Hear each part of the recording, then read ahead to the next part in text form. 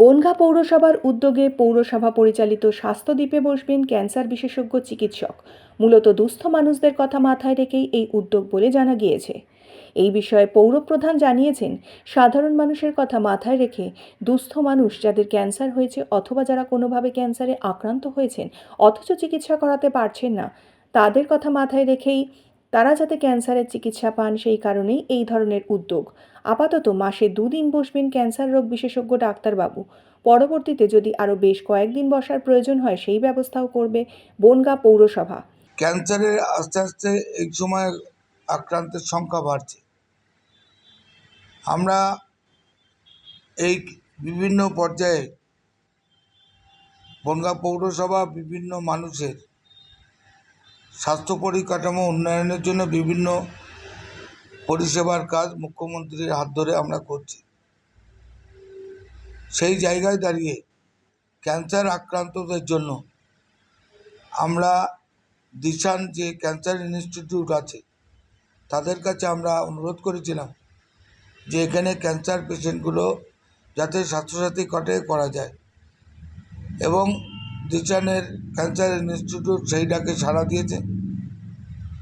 বনগাঁ শহরের যারা দুস্থ মানুষ তারা অনেক সময় নেগলিজেন্সি করে যে ক্যান্সার পেশেন্টগুলো, কারোর ব্রেস্ট টিউমার, কারোর বিভিন্ন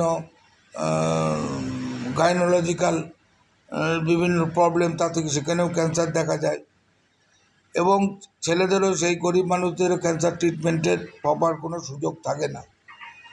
আমরা বনগাঁ পৌরসভা থেকে এই দিশান ক্যান্সার ইনস্টিটিউটের অঙ্কোলজিকে নিয়েছে।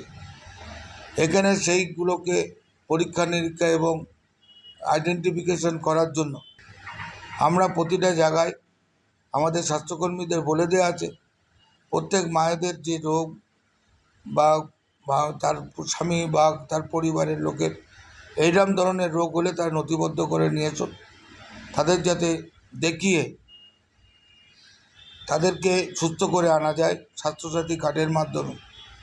সেই উদ্যোগ বনগাঁ পৌরসভা নিয়েছে। ভবিষ্যতে যাতে ক্যান্সার আক্রান্ত হয়ে অকালে সাধারণ মানুষ প্রাণ না হারান, স্বাস্থ্যসাথী কার্ডের মাধ্যমে যাতে এই মারণ রোগের চিকিৎসা করাতে পারেন, সেই কারণেই এই উদ্যোগ।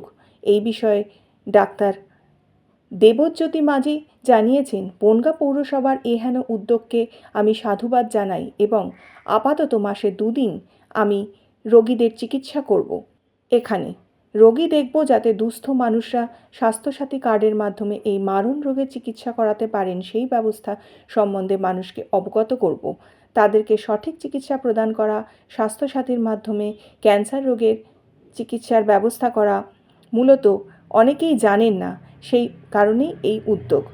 দেখুন, এখানে বনগাঁ স্বাস্থ্য দপ্তরের এদের পৌরসভার তরফ থেকে একটা ইনিশিয়েটিভ নেওয়া হয়েছে, যেখানে দিশান হসপিটালের সাথে টাই আপ করে একটা অঙ্কোলজিক্যাল স্পেসিফিক আউটরিচ ক্লিনিকের ব্যবস্থা করা হয়েছে।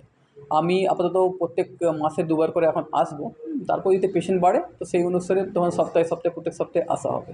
মেনলি উদ্দেশ্যটা হচ্ছে যে সব মানুষের কাছে, ধরুন যারা খুব গরিব, যাদের একটু কলকাতা যেতে অসুবিধা আছে, বা সেকেন্ড প্রবলেম হচ্ছে একটু অ্যাওয়ারনেস বাড়ানো। আমি যদি প্রত্যেক মাসে প্রত্যেক সপ্তাহে বা 2 সপ্তাহে একবার আসি, তাহলে এখানে একটা অ্যাওয়ারনেসও বাড়বে যে ক্যান্সারের চিকিৎসা সম্ভব আর ক্যান্সারে কী হয়।